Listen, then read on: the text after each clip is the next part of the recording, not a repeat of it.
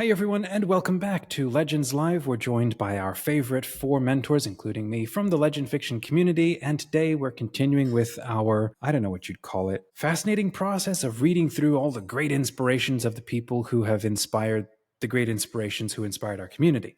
So we have been trucking along through Martin Shaw with Bard Skull. You can check out that whole playlist on our YouTube channel. And then we went on to On Fairy Stories, because where would we be if we didn't get into Tolkien and On Fairy Stories? So now what we're getting into is George MacDonald. And if you've never heard of him, he wrote a clutch of beautiful, dreamlike stories that inspired Tolkien and Lewis. He himself also went to bat for the imagination. And so back in 1867, that's what we're going to be reading today, he wrote an article or a piece called The Imagination, Its Function, and Its Culture. And since he is somebody who inspired Lewis and Tolkien and the Inklings and Chesterton, we figured we should probably have a listen to what he has to say about why the imagination is so valid, because what he had to say teed up, well, the Inklings and their impact on the rest of culture. At the end of his life, I know that he was Universalist, and he went through an incredibly tough life. So the little bit that I did read of his bio, he, I think, lost his family or his wife early on, and he went into mourning for much of the rest of his life. And it was from that a lot of his insights actually did emerge, that a very intense openness and awareness to spiritual realities. It ended up being a great consolation to him, I think. The fact that his loved ones were still present and still there, but inaccessible to daily life, but still very much alive. And so the imagination, and I'm paraphrasing a little bit, is one way or avenue of maintaining contact with this spiritual realm, or this, I'll have to leave it there because I'm not a biographer of MacDonald. If you are, friends, please let us know your favorite resource in the comments. All right. So what we'll do is we'll read a couple of sections, and then we'll go around in a circle and just chat about what comes to our minds as a group of mentors in our community. What we're looking for is what inspires us as authors and how we can apply what we're reading to inspire us to keep writing and others in our community to keep writing. Okay, so here's the first selection, basically at the beginning of the article, and then I'll read and we'll go around. So he says, by those who consider a balanced repose the end of culture, the imagination must necessarily be regarded as the one faculty before all others to be suppressed. Are there not facts, say they? Why forsake them for fancies? Is there not that which may be known? Why forsake it for inventions? What God hath made, let no man inquire. We answer, to inquire into what God has made is the main function of the imagination. It is aroused by facts. It's nourished by facts. It seeks for higher and yet higher laws in those facts, but it refuses to regard science as the sole interpreter of nature, or the laws of science as the only region of discovery. So we must begin with a definition of the word imagination, or rather some description of the faculty to which we give the name. So the word itself means an imaging or a making of likeness. The imagination is that faculty which gives form to thought, not necessarily uttered form, but form capable of being uttered in shape or in sound, or in any mode upon which the senses can lay hold. It is, therefore, that faculty in man which is likest to the prime operation of the power of God, and has therefore been called the creative faculty, and its exercise, creation. Poet means maker. We must not forget, however, that between creator and poet lies the one unpassable gulf which distinguishes, far be it from us to say divides, which distinguishes all that is God's from all that is man's. It is a gulf teeming with infinite revelations, but a gulf over which no man can pass to find out God, although God needs not to pass over it to find man. The gulf between that which calls and that which is thus called into being, between that which makes in its own image and that which is made in that image. It's better to keep the word creation for that calling out of nothing, which is the imagination of God. It is only to give the name of man's faculty to that power after which and by which it was fashioned. So the imagination of man is made in the image of the imagination of God. Everything of man must have been of God first, and it will help much toward our understanding of the imagination and its functions in man if we first succeed in regarding, all right, the imagination of God, in which the imagination of man lives and moves and has its being. 67 level of density. What is he going in that? I'll try to recap and see if you have anything that comes to your mind. Bringing forth the kind of thing that we've talked about already in Tolkien, but he's doing it 40, 50 years before Tolkien, went and had his stab at it. He's doing this in a culture where the idea of the imagination has lost its sense of reverence, isn't treated properly. Science is on the rise. Everything's got to be about the facts. Why are you inventing stuff that doesn't apply to the real world? You can see Tolkien really leaning into all of that too. But then he goes and he really talks about what God imagines, he creates. And then what we imagine, well, it's not exactly creation out of nothing. We're creating out of something. You can see how Tolkien then develops that into subcreation, and he actually gives it a word, which MacDonald doesn't. I liked that image that he says that there's this gulf between our imagination and God's imagination. That's a gulf teeming with revelations. I love that there's a lot that can be learned between this gulf. We can never cross it completely. And God doesn't need to come back over it and sort of cross it to meet us because, well, he's inside everything. But at the same time, he's like instantly present and intimate to every single person, and yet you can't reach out and grab him and control it. He's infinitely far away at the same time, which is, there's a head trip. If you can remember anything from what we read there, anything come to your mind? Mary, did you have any thoughts? I saw you taking some notes there. Yeah, I guess the one thing that I was just thinking about is how this is different from on fairy stories, and how it's more like directly religious, I guess you could say, almost theological, where he's talking about the faculty coming from God, and I like when he said the imagination that we have is made in the image of God's imagination. So it's just it's interesting that it's a different approach, and of course, because this is before Tolkien. So this is indeed where he, like the first time they started to talk about these different things. So I thought that's really interesting. Nice. Caitlin, anything come through your mind? I think you covered it pretty well. The gulf between what you summarized with the gulf between us and God and all these unknowables was neat. But yeah, it seemed like an introduction to. I'm kind of eager to see what comes next. Like it's like okay, let's establish what imagination is and that it's not to be discarded. But yeah, nice, exactly. So next, really. That last line where he goes, we have to regard aright the imagination of God. I think that's a pretty important grounding. Before we can talk about our imagination, we have to talk about God's imagination, because it's in that our imagination lives and moves and has its being. Like, I've heard that line before. Gabby, anything go through your mind? Yeah, so a couple things. We'll get the first kind of zany one out of the way. I just had the oddest image. So it's like we're made in the image of God, right? And then he was saying how like subcreation, I know that's not the word he used, but subcreation is then things made in the image of us. And then I was thinking what if characters in books could think and then they made up a character and that is made in the image of that character, made in the image of us, in the image of God. And I just had that crazy thought of how far down Infinite that regress. Yeah. Yeah, exactly. It's fun. But yeah, no, I was also thinking about how two things. One is I'm really intrigued by how a lot, if not all, of the masters of storytelling and fairy tale telling, they all have this deep understanding of connecting it to God.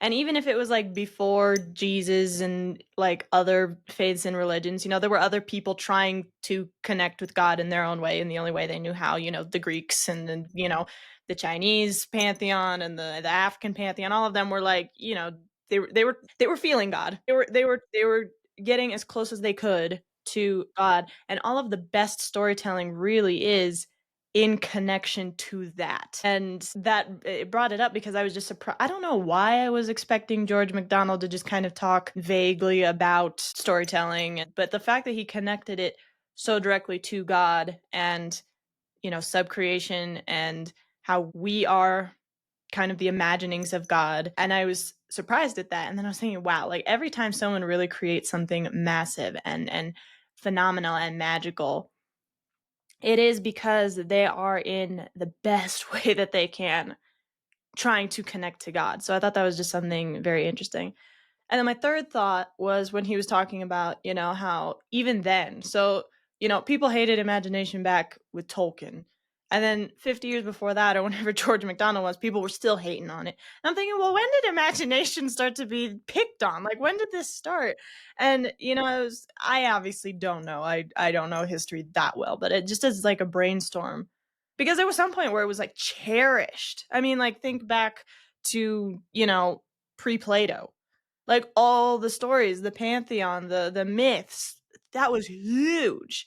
I I mean, don't know people that it lived and goes. Yeah, breathed I that don't know stuff. that we lost it that far back. I mean, that's a great question. I'm curious what Mary and Caitlin think, because I would go like this is 1867. Maybe early 1700s. It would be with, I don't know, Francis Bacon or something. The rise of like Descartes, Cartesian cerebral, disengagement and then disenchantment of living in an animate universe, and instead preferring the sort of divine watchmaker kind of thing. And then everything is effectively dead all around us. It's in that kind of world, especially I think in maybe the sort of British, that part of Europe where it really, well, I don't know, maybe the German school. I don't know anything about that, to speak clearly. But these are people who are writing this way or pushing back on this line of thinking, and it's coming out of sort of the United Kingdom, the British Isles area, which was exporting it to the rest of the world. And yeah, that would be my read, early 1700s maybe, but I love history, but not great at it. Mary or Caitlin, anything come to your mind on that? I don't have the answer. I don't know. I think you're right. I think at John Locke, he was British, and then Descartes definitely focusing on looking at things that can be observed through our senses. The whole like scientific, I guess, revolution you could say too, putting our age of reason and focusing on that, and that being what was the trend, and that, I mean, a lot of good things coming out of that too, but because they were focusing on that, on what we can observe with our senses, they probably were not as much focused on the imagination, which is on the things that we cannot necessarily see, but we can picture them in our mind. Um, so Yeah. yeah, that's probably where it started. Because before that time, yeah, there are lots of stories, and yeah, the Middle Ages got plenty of creative stories. Well, what's so fascinating about reading cautionary tales, about people who engage with the fairies, right, in their area, walking down, midnight paths, and then there's a figure on the side of the road, and it's like, oh, I know this figure. You don't talk to Jack of the Green or whatever it is. And a lot of these, the common folk, not the very educated folk, right? The common folk with their common sense, which was so looked down upon by the, intelligentsia, they not just respected, I think, the imagination, but it was just very normal. Like, we live in not an enchanted universe, we live in an alive universe. Everything is alive. So you be very careful. You put out a bowl of milk for the brownies. You leave a window cracked, or you spill the first sip of your goblet, to honor the local gods. All the Vikings did that, right? So that sense of living in that kind of universe was very normal for most people up until, I think, mid 1800s, and all of a sudden you then get, well, trains and the rise of modernity and science, and state-run education, and it brings everybody into union connection. Then you start losing a lot of these, well, the older traditions, the older ways of engaging with the world. So anyhow, that's a side quest, but I think it does matter to what we're talking about. All right, so let's try to continue. All right, as to what thought is in the mind of God before it takes form, or what the form is to him before he utters it. In a word, what the consciousness of God is in either case, all we can say is that our consciousness, in the resembling conditions, must, far off, resemble his. When we come to consider the acts embodying the divine thought, if indeed thought and act be not with him one and the same, then we enter a region of large difference. So we discover at once, for instance, that where a man would make a machine or a picture or a book, God makes the man that makes the book or the picture or the machine. Would God give us a drama? He makes a Shakespeare. Or would he construct a drama more immediately his own? He begins with the building of the stage itself, and that stage is a world, a universe of worlds. He makes the actors, and they do not act, they are their part. He utters them into the visible to work out their life, his drama. When he would have an epic, he sends a thinking hero into his drama, and the epic is the soliloquy of his Hamlet. Instead of writing his lyrics, he sets his birds and his maidens a singing. All the processes of the ages are God's science. All the flow of history is his poetry. His sculpture is not in marble, but in living and speech-giving forms, which pass away, not to yield place to those that come after, but to be perfected in a nobler studio. What he has done remains, although it vanishes, and he never either forgets what he has once done, or does it even once again. Aslan line there, you'll never see me the same way twice, dear one. As the thoughts move in the mind of a man, so move the worlds of men and women in the mind of God. And make no confusion there, for there they had their birth, the offspring of his imagination. Man is but a thought of God. All right, that paragraph gives me chills. I think there's awesome stuff in there. Caitlin, what goes through your mind, or what did you like best, perhaps, from some of that?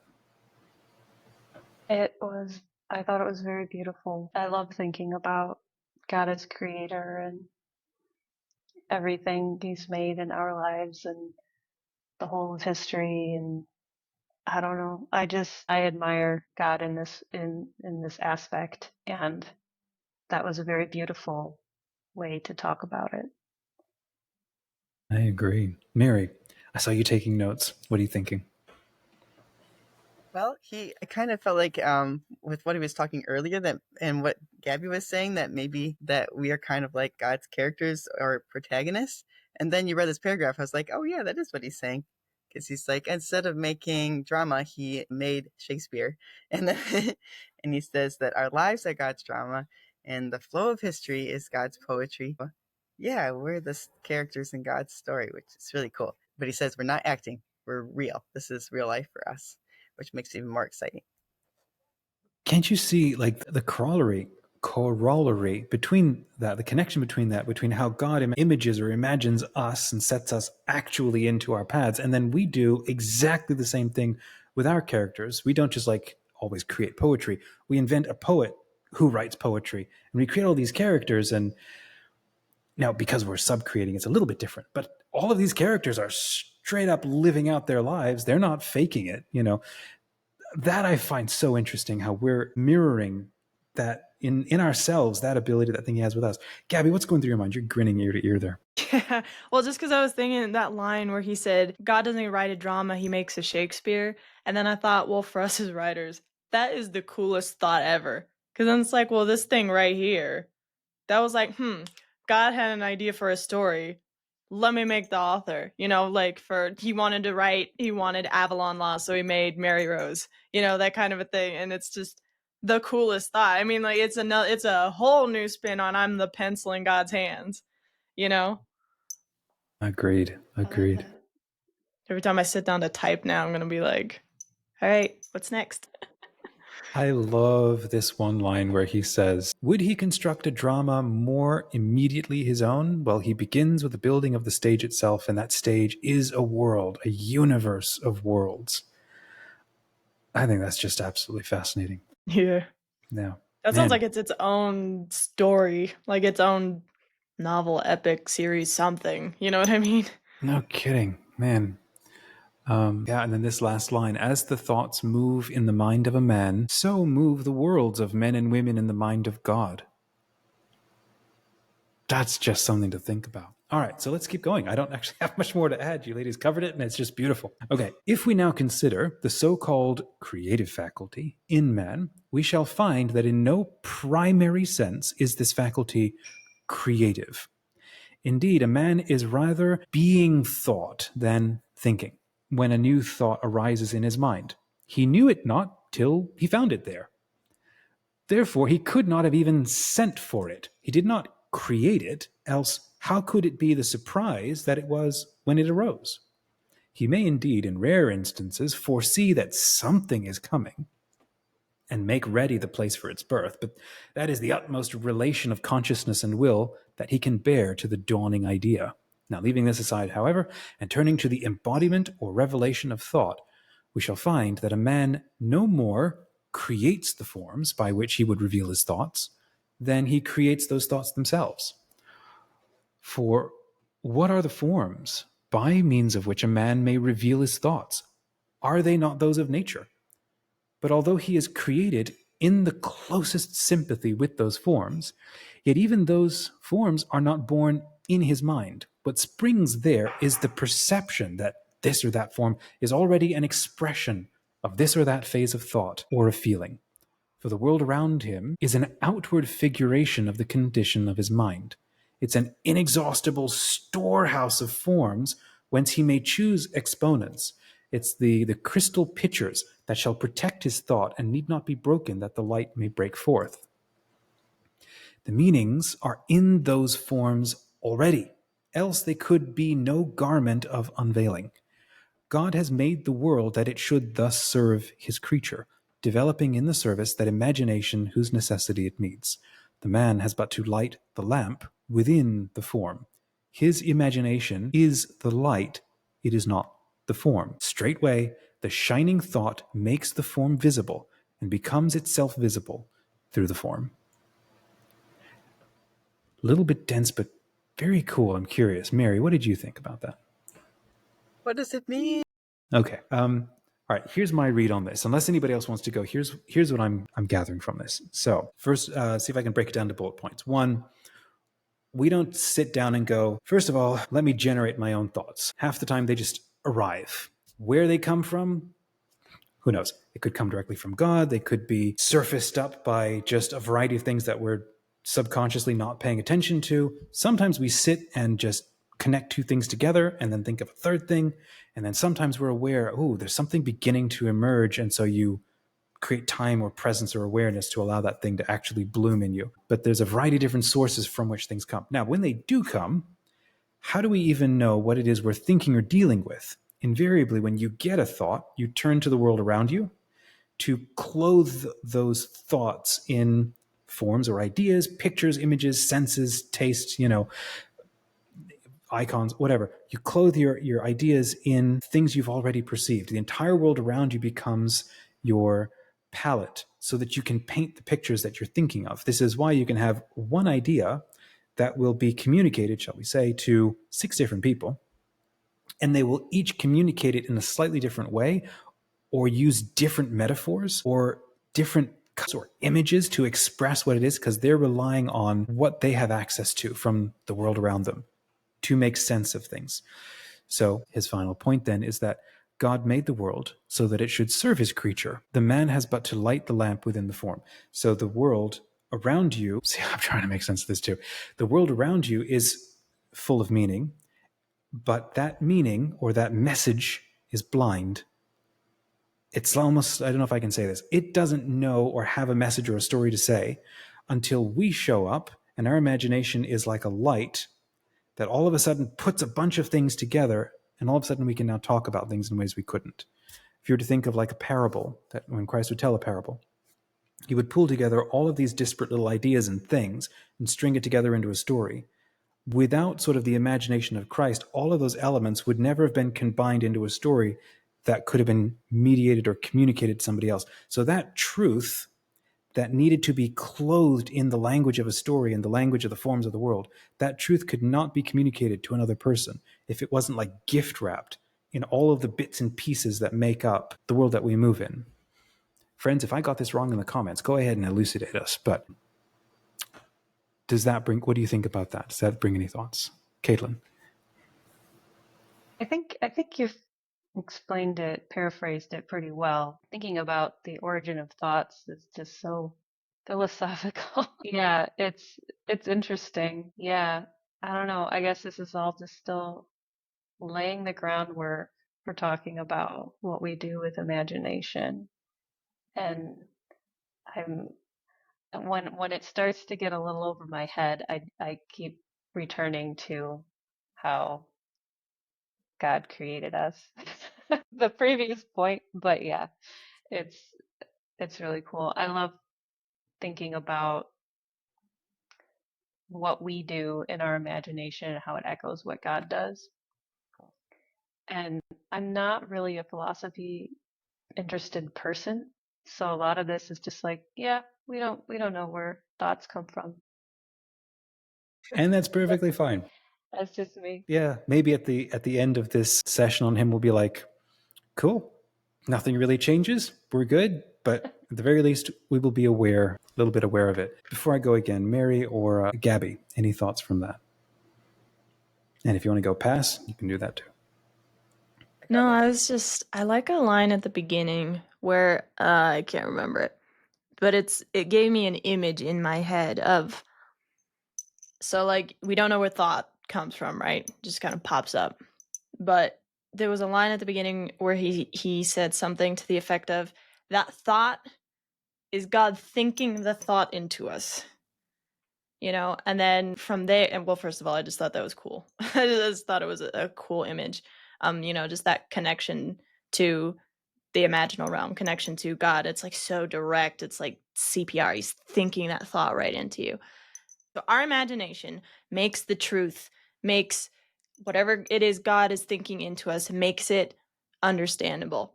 And I was thinking about it in terms of kind of like we're a translator.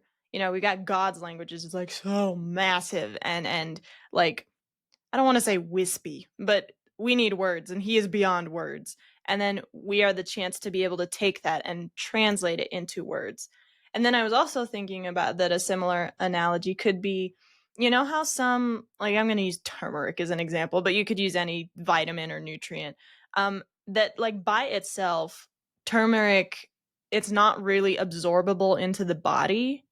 But if you add then black pepper to it, that is then what allows the body to absorb the nutrients from the turmeric. You couldn't do it without the black pepper. And again, you could do it with anything. That's just the specific example that came into my mind. And it's kind of like we get to make that truth more bioavailable to everybody. So like the nutrients of God and his truth and his life, they're there. And then we are that chance to be able to allow people to actively and effectively soak it in.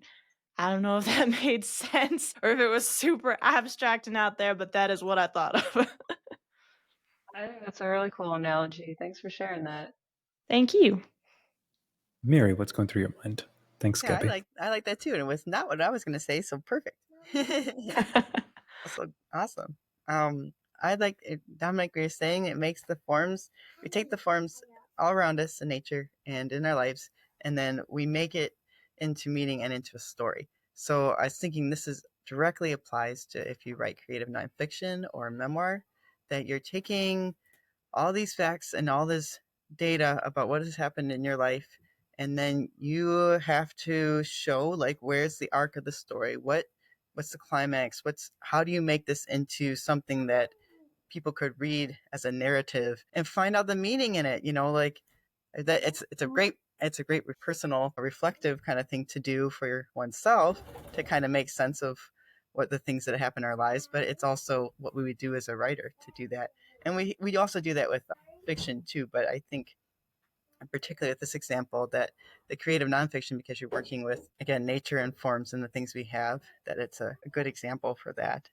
um, yeah, but it's so cool. And I just think about how like if you go like people like to go to Oxford now to see like where they filmed like Harry Potter, or in Cambridge too, to see like the places where they had the film.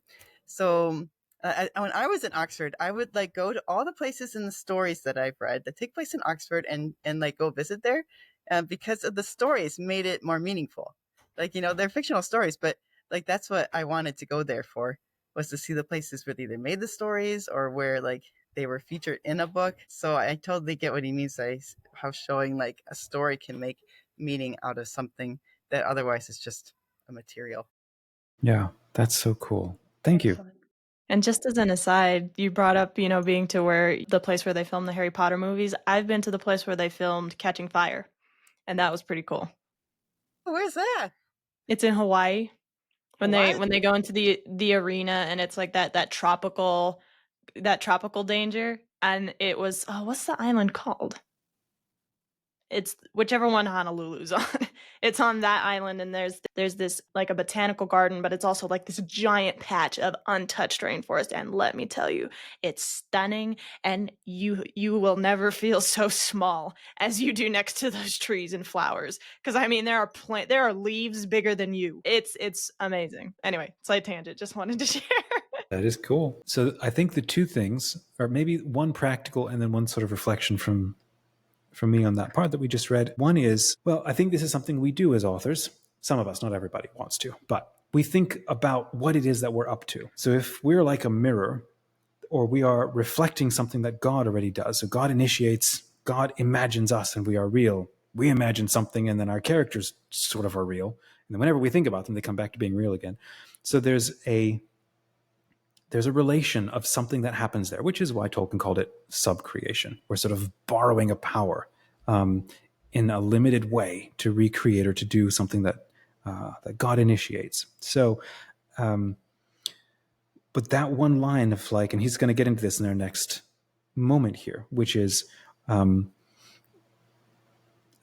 we don't always know exactly where our thoughts come from because sometimes we're surprised by them. So this is why in the whole sacred scriptures, they will call or refer to these things as angels, messengers, things that come from outside of us, that airdrop things from beyond the pale into our psyches, into our hearts. And we have to deal with the fallout of like, what does this mean? And then that's why prophets will end up trying to literally borrow from the entire environment around them to clothe this idea, to distill it down because it's too pure and intense on its own, and clothe it and then wrap it in time and sequence and image and metaphor to try to be able to communicate this to somebody else. And that's what I think we do as authors. Sometimes a novel or an idea will show up and like, I didn't ask for this and now I can't let it go. This is incredible. I'm definitely sacrificing a percentage of my life to bring this thing into being. And now I have to put in the work of how do I communicate this thing into something that somebody else can understand. There's a 2-part conversation, which I tried to make 3-part, but I couldn't get him to come back because life happened. But there's a 2-part conversation on the Legend Fiction channel actually about George MacDonald and from Grail Country. And her name is Sherry. And she loves George MacDonald and speaks very eloquently about why understanding him is important and vital, not just as an author, but the relation our imagination has to the world around us. Anyhow, let me keep going. We'll keep reading and see where we go here. All right. So, sorry, Caitlin. He's talking more about thinking and thought and stuff, so just bear with us. So he says, but let a man become aware of some new movement within him. Now, loneliness comes with it, for he would share his mind with his friend, and he cannot. He is shut up in speechlessness, right? Gazing about him in pain, he suddenly beholds the material form of his immaterial condition. There stands his thought. God thought it before him and put its picture there ready for him when he wanted it. Or, to express the thing more prosaically, the man cannot look around him long without perceiving some form, aspect, or movement of nature, some relation between its forms, or between such and himself, which resembles the state of motion within him. This he seizes as the symbol, as the garment or the body of his invisible thought. And then he presents it to his new friend, and his friend understands him. Every word so employed with a new meaning is henceforth in its new character, born of the spirit and not of the flesh, born of the imagination, not of the understanding, and it's henceforth submitted to new laws of growth and modification. I'll skip forward a little bit, and he says, he's very dense, and it's like reading Shakespeare, so I don't want to read everything. We could stop for a moment. All right, let's stop for a moment. Anything comes to your mind on that part? Is he talking about the creation of language? Or like... That's literally the next paragraph, so yes. Yeah. Okay. Check you out. That's pretty cool. What's going through your mind, or how are you processing that? I used to be kind of a language nerd, linguistics nerd. Yeah. So I'm like, ooh. Language. Sweet. Okay, we got Caitlin. That's all. All right. Well, let's keep going. He's going to get into poetry and stuff here. So I guess there's somebody named Carlyle who wrote a book called Past and Present. So he's quoting him. Do you think, says Carlyle in Past and Present, there were no poets until Chaucer? No heart burning with a thought which it could not hold and had no word for, and needed to shape and coin a word for? Shakespeare much. What thou callest a metaphor, a trope, or the like, for every word that we have, there was such a man and a poet. The coldest word was once a glowing new metaphor and bold questionable originality. Thy very attention, does it not mean an attentio, a stretching to? And it's italicized because it's the Latin. Fancy that act of the mind, which all were conscious of and which none had yet named. When this new poet first felt bound and driven to name it, his questionable originality and new glowing metaphor was found adoptable, intelligible, and remains our name for it till this day. All words, then, belonging to the inner world of the mind are of the imagination. They're originally poetic words.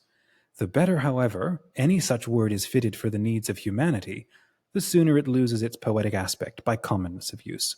It ceases to be heard as a symbol, and it appears only as a sign. Thus, thousands of words which were originally poetic words, owing their existence to the imagination, they lose their vitality and they harden into mummies of prose.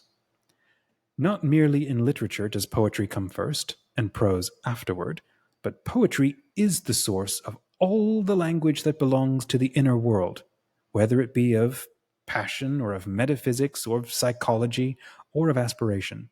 No poetry comes by the elevation of prose, but the half of prose comes by the massing into the common clay of thousands of winged words, whence, like the lovely shells of bygone ages, one is occasionally disinterred by some lover of speech and held up to the light to show the play of color in its manifold laminations. I think he's like thousands of words were originally poetic words, owing their existence to the imagination.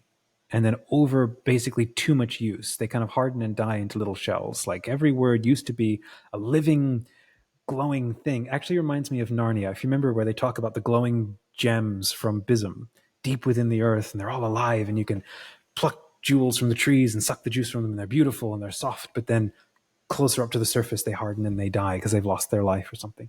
That's a metaphor that seems he's using here about every word that we use was once hard, like captured. Every single word, some poet or somebody had to think really hard and imagine, how do I take this idea and turn it into something that I can put a handle on it and then pass it around to somebody else. And then over time, it just, well, it all sort of dies and stops being alive.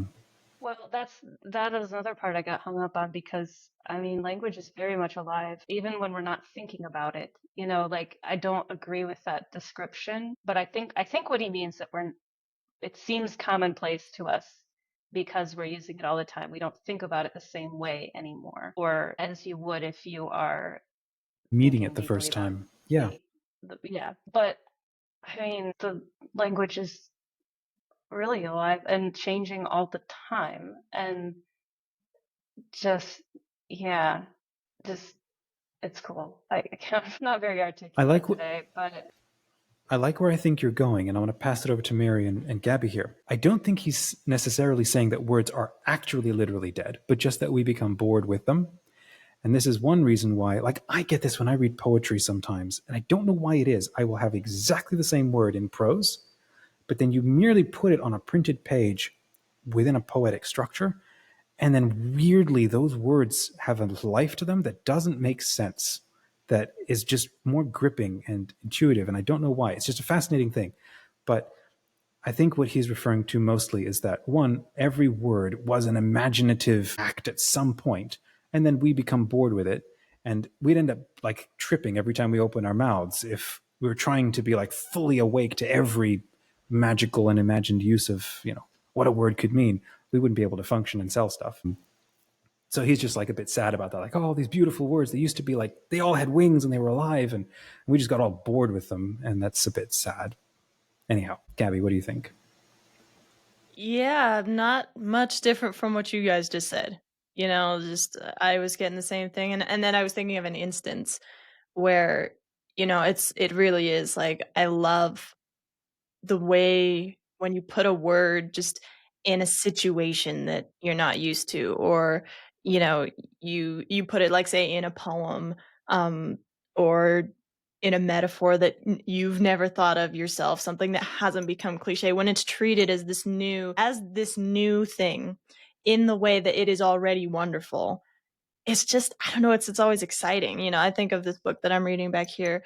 It's called Before the Devil Knows You're Here by Autumn Krause. And she was describing how, someone stepped on an apple and then got rid of it. And she called the crushed up, juicy apple bit, she called it slush. She called it apple slush. And it's like the word slush in and of itself is not necessarily like, it's a word. It's a word that we know. It's the half melted dirty snow on the side of the road, or it's the fruity drink that's frozen. But then you use it to describe just a crushed apple, and it's like, whoa. I don't know. It's just this visceral feeling of the expanse that this word can have, and seeing it in a new set of hunting grounds, What a great point. Mary, what are you thinking? Yeah, that was a great example. I love that. This made me think of how we use our words. I mean, that's why it can sometimes seem boring if people are just using words in a very mundane way. And then like the difference even between like how we use words in prose versus poetry, which is probably what you were thinking. Like in prose, there's a bunch of different purposes that we use for the words. Like we could use it just to describe or tell a story, to explain something. The apple slush, that's a great example. But with the poetry, it's more potent. We're trying to limit the number of words to only the ones that really throw a punch to them, like an arrangement of beautiful words, like the way that an artist does, arranges a composition on a page. So like it's not only, so I think maybe we can sometimes reclaim that winged value to the words if we use them in the right way. Sometimes you put words in different, well, like that example, you take a word that you're already familiar with, but then you sort of stick it in between a bunch of other words, and all of a sudden it takes new meaning and it like comes to life again, and you all of a sudden have a whole new engagement with that word. It's like the word comes to life again. So this actually, we'll read like one paragraph here. It's like 5 sentences, and I think that will be where we wrap for today. Well, let's go into and read it. I think we're actually talking about this right now. So he says, here's what he says. The world is, allow us the homely figure, the world is the human being turned inside out. All that moves in the mind is symbolized in nature. Or to use another more philosophical and certainly not less poetic figure, the world is a sensuous analysis of humanity, as in it's an understanding of what it means to be a human being communicated through sensible, sensory things. Okay. And so it is an inexhaustible wardrobe for the clothing of human thought. Take any word expressive of emotion. Take the word emotion itself. You will find that its primary meaning is of the outer world. In the swaying of the woods, in the unrest of the wavy plain, the imagination saw the picture of a well-known condition of the human mind, and hence the word emotion. So we'll end there for today. That idea right there, I think, is pretty central to where he's continuing to go. And I'm going to try to contextualize, like, why is he saying this at all? This seems maybe to us now today, this might be a little more obvious. But I think back then, people were assuming if I think a thought, I'm generating it and I am putting it out into the world and I'm associating it with things. And he's saying it would be probably more helpful to realize that every way that we think, a thought that we have, it's too distilled to be understood, and we have to clothe it and wrap it with everything in the world around us. Oh my goodness, my mind's going too many ways. So where's a helpful way to talk about this? He is very much of the mindset, the world view, that we and the world are connected in ways that we're not even aware of. We're inextricably connected. We're made up of each other to such a point where we are the world and the world is us. This idea that we, because our feet can detach and disconnect from the surface of the planet, means that we are so distinct from it. And he's like, no, the body that we have was born of this world. The imagination that we have was woven together by the beings that made up this world. And then we're gifted our freedom and our ability to think independently and to organize our thoughts and to orchestrate our thoughts together. All of that is borrowing from all of the powers and what makes the world that it is.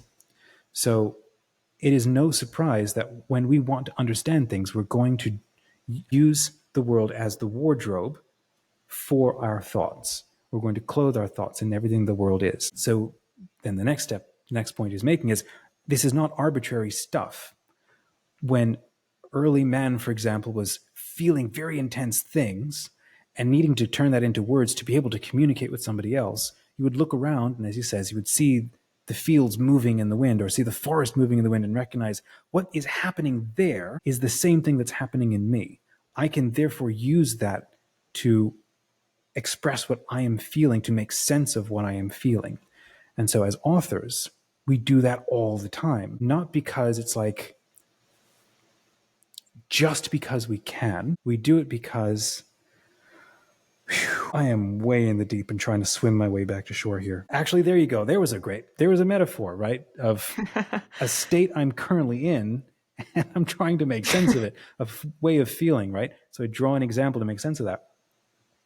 We do that. There's a thought that keeps coming, and then I lose it right when I want to say it. Probably because I need to contemplate it, meditate a bit more. I'm going to clumsily stop right there. Does anybody have anything that they would like to add? Go ahead, Mary.